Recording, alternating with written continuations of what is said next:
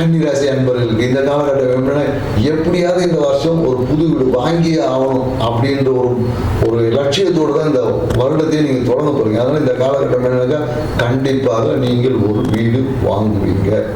அந்த வீட்டுக்கு பக்கத்துல கண்டிப்பா ஒரு கோயில் ஒன்று இருக்கும்.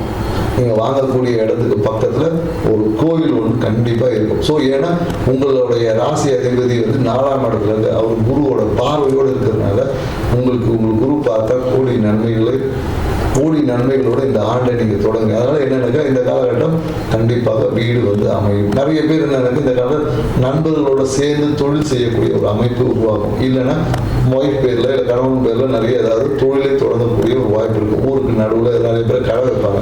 என்ன கடை வைக்கலாமா, இல்லை நிறைய பேர் ஜுவல்லரி ஷாப் இந்த மாதிரியான ஏதாவது ஒரு விஷயங்கள் தொடங்குவதற்கான வாய்ப்பு. சில பேர் பார்த்தீங்கன்னா கவர்மெண்ட் கூட வைப்பாங்க, கார்மெண்ட் ஷோரூம் அந்த மாதிரி கூட நிறைய பேர் வைப்பாங்க. ஆனால் என்னன்னாக்கா, தொழிலில் ஒரு ப்ரெஷர் இந்த காலகட்டத்தில் இருக்கும். வேலை பளு அதிகம், ஒன்றுக்கு மேற்பட்ட வேலை அக்ரிமெண்ட் இதெல்லாமே செய்யணுங்கிறதுனால வேலை செய்வதில் ஒரு அழுத்தம் இருக்கும். நிறைய பேர் என்னன்னாக்கா, ஒர்க் ஃப்ரம் ஹோம் வீட்டில இருந்தே செய்யக்கூடிய அமைப்பு, நிறைய பேர் தொழிலை வீட்டில இருந்து செய்யலாமா அப்படி இருக்கும்.